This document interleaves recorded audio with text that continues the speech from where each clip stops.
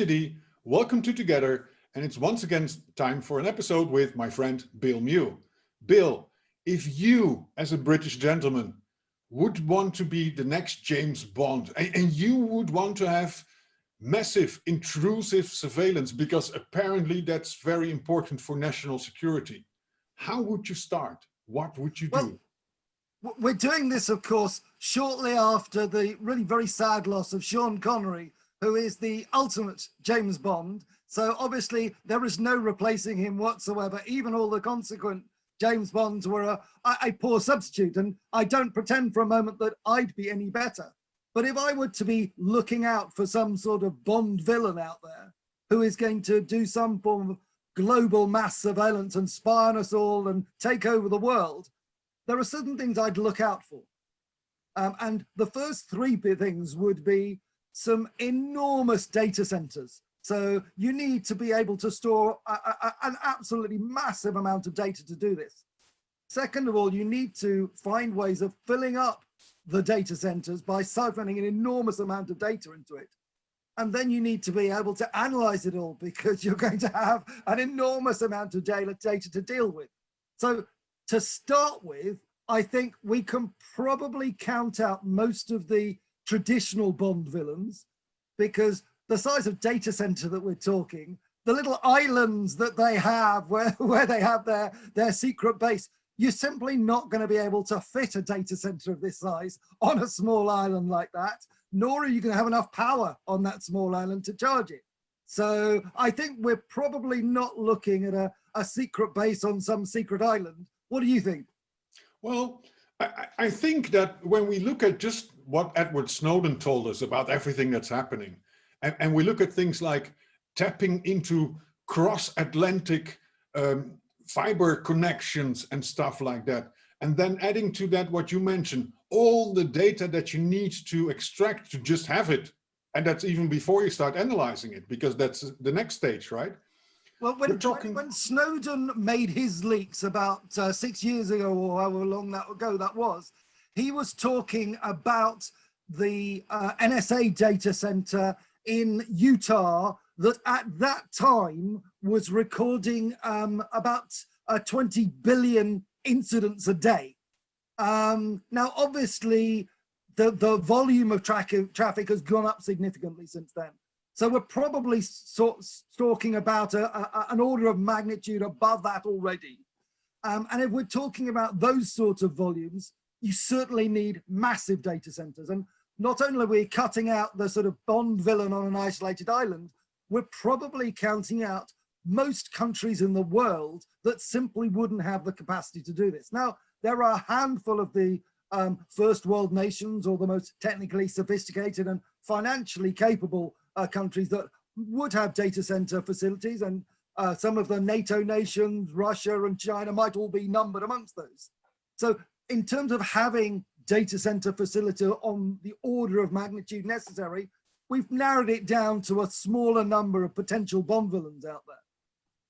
Then we need to look at, well, how are we going to fill these up? So the argument that's being made currently against Huawei is that they are some sort of nemesis or evil or organization that's going to be spying on us all. Now, this is somewhat implausible, because Huawei actually have to sell their equipment to network service providers.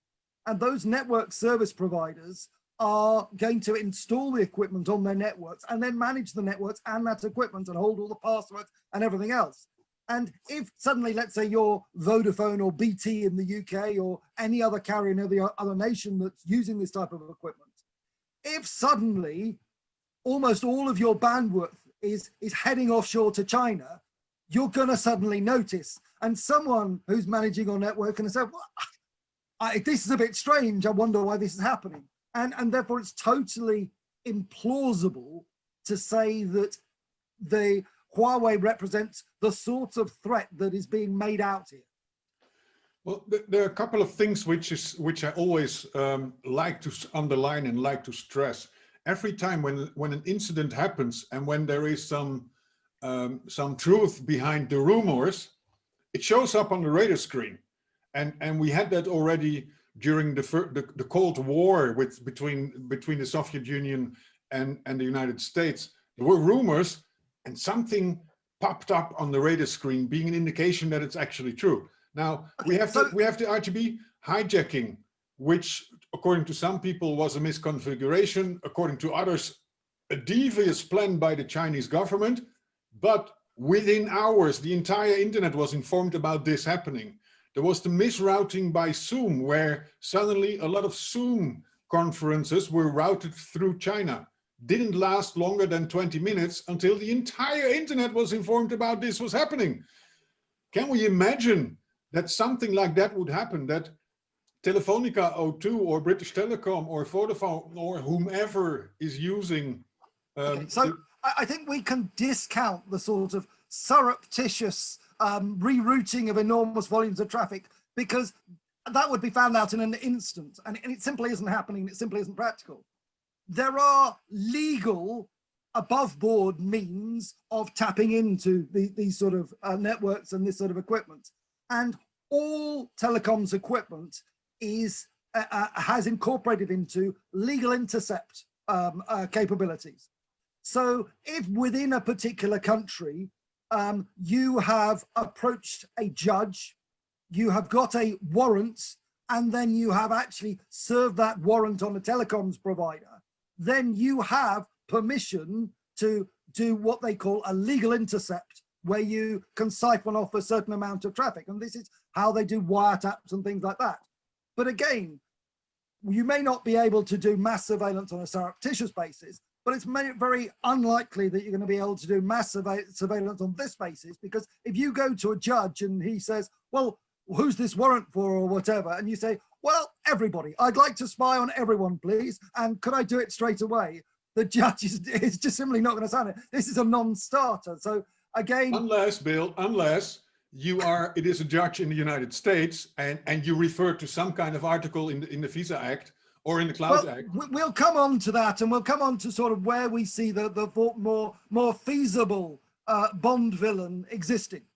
But it's certainly in most countries where we've already discounted the surreptitious intercept, we've discounted the legal intercept, and that means you're simply not going to siphon off that amount of data unless you have the cooperation of major companies that hold this data. And now, again, in China's instance, they're talking about TikTok, but TikTok is only one of a number of social media companies. They don't hold the sort of data that you would need to have a massive surveillance network. They may be able to influence which amusing videos we see, but that's hardly a threat to national security.